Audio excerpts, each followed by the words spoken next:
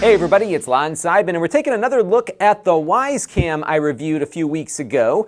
This is a $20 security camera that we found to be really nice for the money. They've got a nice app and has local recording in addition to cloud storage, no monthly fees, all in a pretty good deal. You can see that video linked down below in the video description. But a lot of people were wondering, what else can you do with it?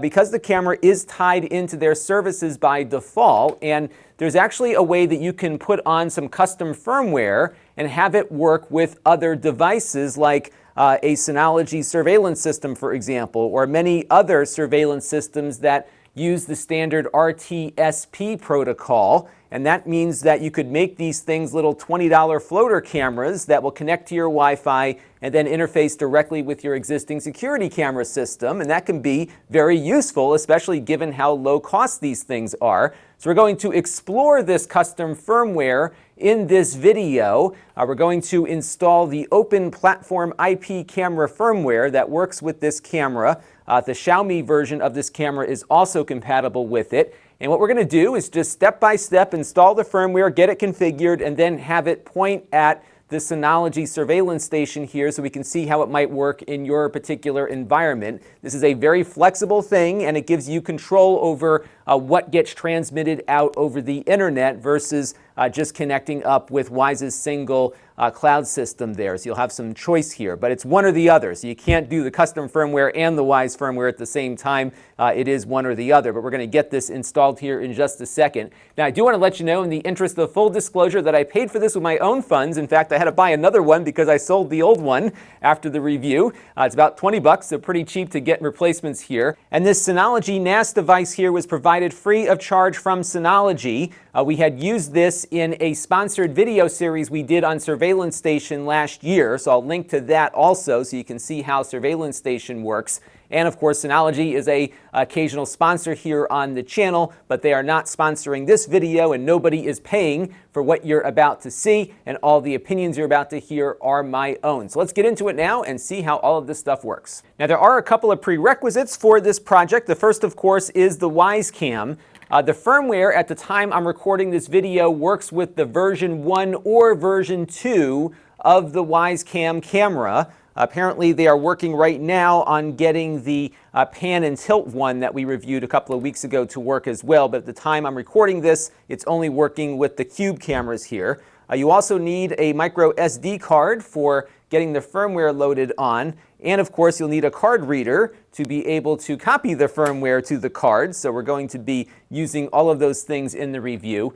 Optionally is the security system. So we've got the Synology one here, but you could actually just have this stream to YouTube or some other RTSP compatible streaming service if you want. So you do have some options here to use just about anything. And if you just want to point a computer at the camera to watch it, you could do that as well. Any RTSP client will be able to get video from this device. It'll broadcast H.264 or motion JPEG, so you have some options for that too. So let's head over to the website now and get the firmware downloaded.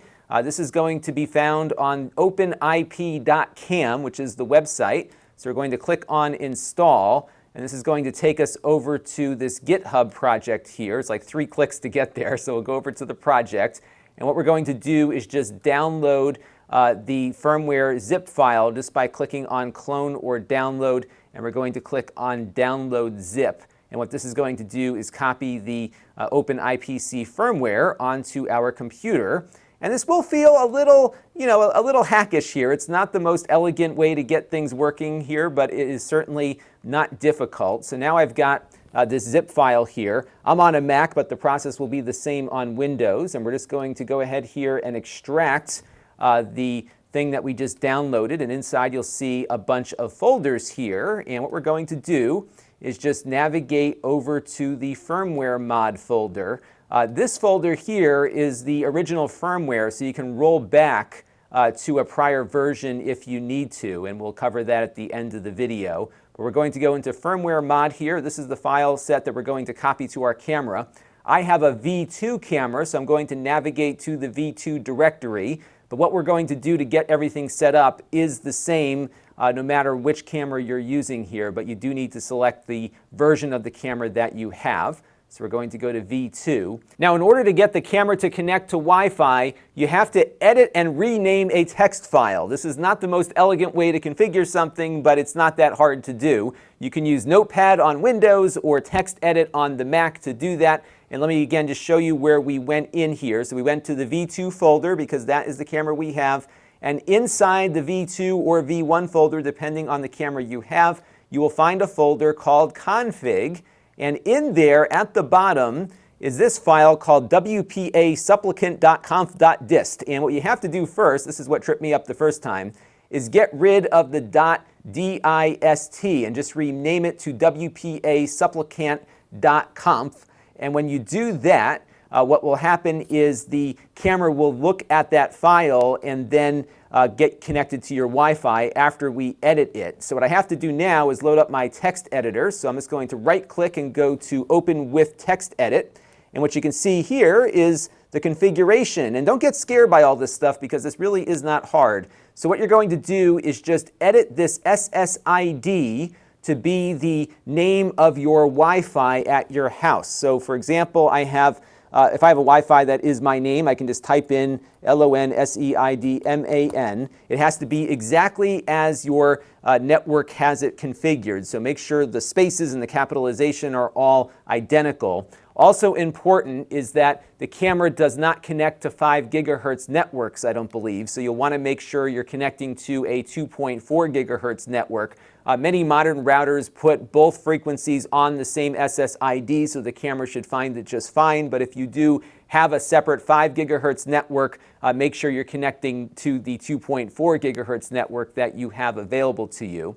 And then you're going to go over to this PSK, and you'll see the password there. And here you just replace PW with whatever your password is for your Wi-Fi. Hopefully it's more secure than this. Then what you have to do is save the file, and you are pretty much done with the configuration here. That is it. So rename the file, go in and edit that file with a text editor. I right-clicked and did text edit. And again, I changed the SSID to equal the 2.4 gigahertz Wi-Fi network at my house. And I also changed PSK to be my password and then saved the file. So now we are ready to copy this over to the SD card. So let's get that done now. Okay, so on the right-hand side here, we have that V2 folder that we went into earlier. On the left-hand side is my SD card. I had a couple of files on here that I just put into a folder called Old, but hopefully your SD card will be completely clear. And what I'm going to do is drag all of these files that I have in that V2 folder over to the SD card. And once that is done copying, what we're going to do is pop out that SD card and put it into the camera. So it looks like I'm just about done here, and I'm going to grab the card out of the card reader, and we're going to put it into the bottom of the camera because that is where the SD card slot is on this thing. So we're going to just pop it in there. And then what we have to do is get the camera prompted to install that firmware. So the way you do that is push down this little button here. And while you're holding down the button, you're going to connect up its USB power to the back. And one thing to note on the button here is that it's got a nice little click to it, so you know when you've pushed it in. You hear that clicking there. So we're going to push that down and connect power to the back of the camera now. And there is a light here in the back. So what you're going to do is hold down that button until that orange light there turns blue. There we go. And then release. And then all you have to do is just wait for the firmware to install itself off the SD card. So we're going to let this go and install itself. I believe the light will change from blue back to orange when it's done. And when that is done, we're going to have to go find the local IP address that the camera assigned to itself after connecting up to our Wi-Fi, and then we can start configuring all the features. Okay, so we've got an orange light here, which means most likely we are now up and running on the network, so that's encouraging. And I'm going to switch over now to my router screen so you can see how to track down the IP address for the camera. Now, I use a Synology router. My interface is likely going to be very different than the interface you use on your own router. Every router has a different way of presenting this information to you, but they should all be following similar terminology here. So what you want to look for are your DHCP client assignments.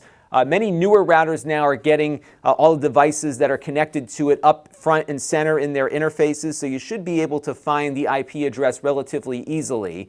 And what you want to look for here is the host name of Dafang, which is the default host name that the camera assigns itself. And what's happened here is my router has assigned it this local IP address of 192.168.1.9.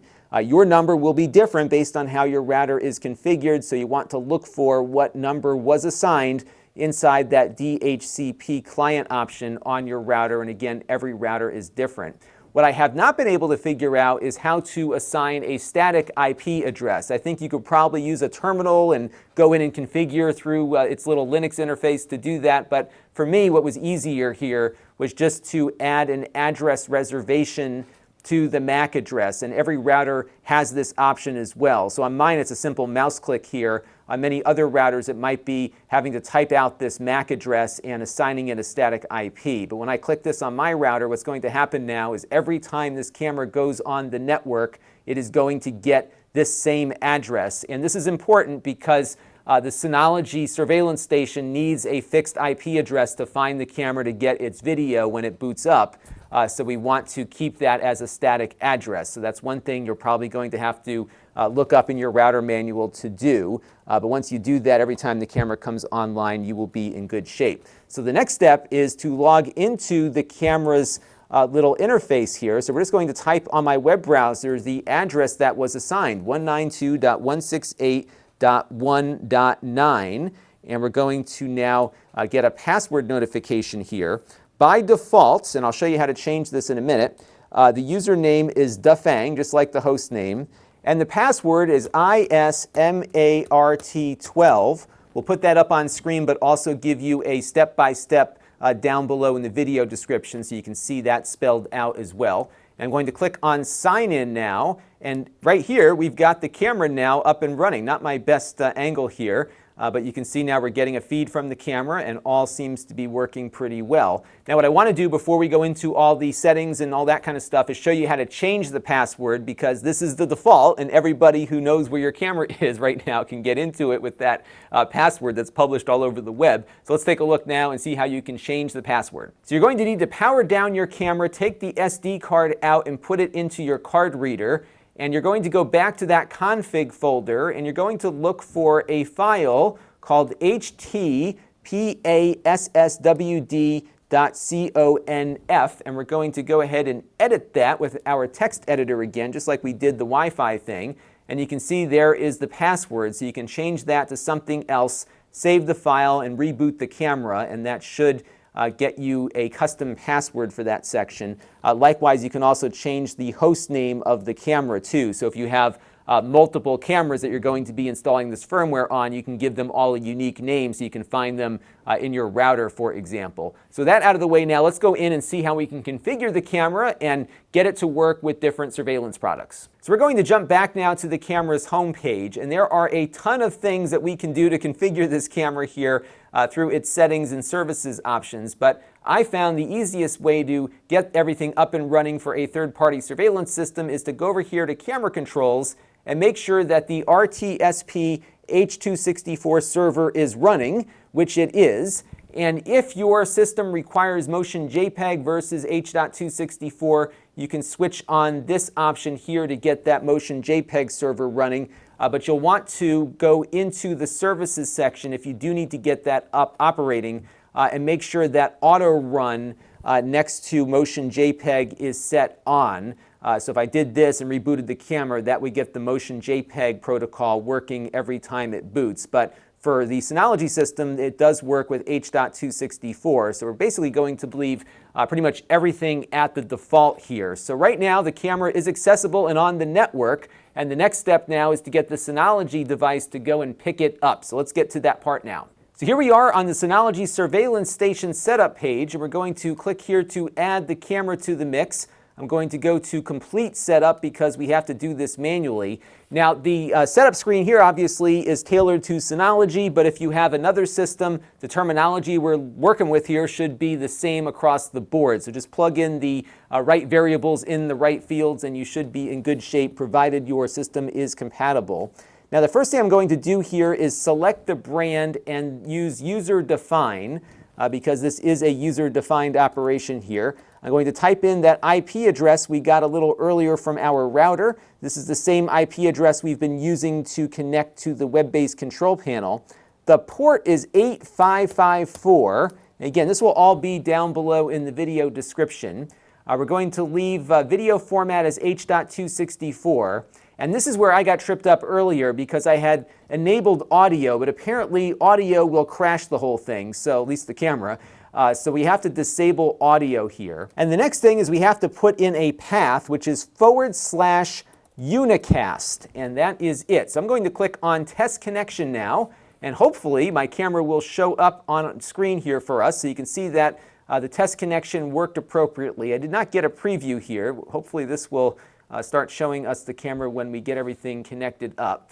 I'm going to click on Next now. I'm just going to leave all the settings as is. I covered how Surveillance Station works in that sponsored video, so you can check that all out. And you can see here our user-defined camera is up and running now. And let's click on play here, and hopefully we get some decent footage here so you can see what it looks like here. I'm getting a lot of compression artifacts here. We may have to adjust some things to improve that. I may have some Wi-Fi interference going on, but you can see it is giving us continuous footage here. We're getting a lot of interference from my LED lights here, which is why you see all that banding, but that is what you get here. So if you want to go back to the original firmware, there is a folder in that original package that we downloaded to help you with that. So what you're going to do is go back to that folder, and before, of course, we went to the firmware mod area to get our modified firmware loaded in, but the original is stored in a folder called Firmware Original.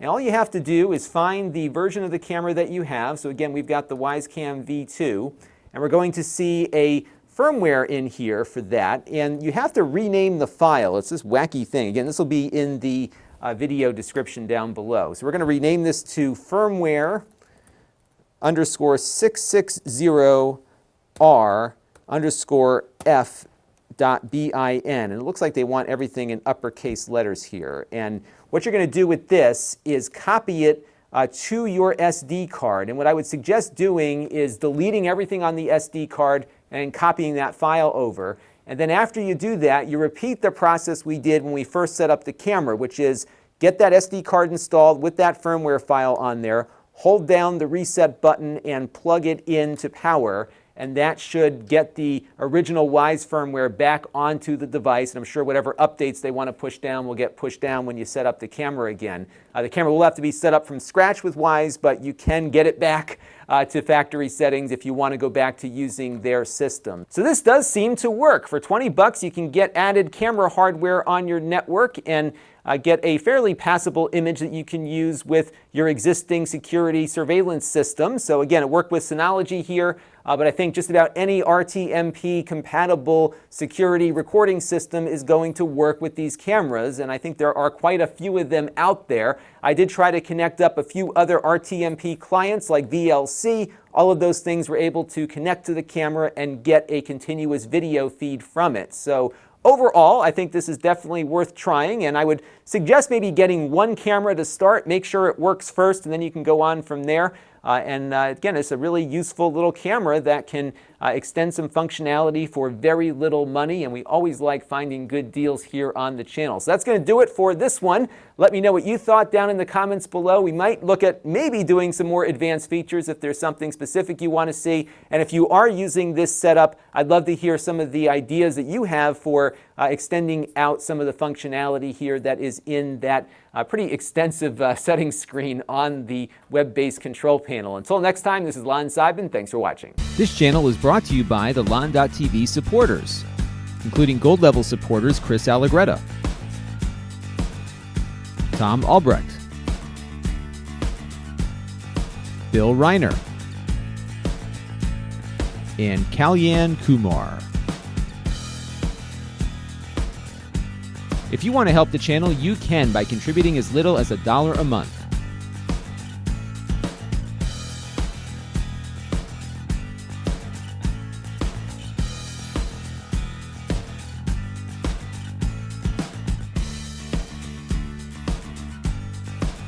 Head over to Lon.TV/support to learn more.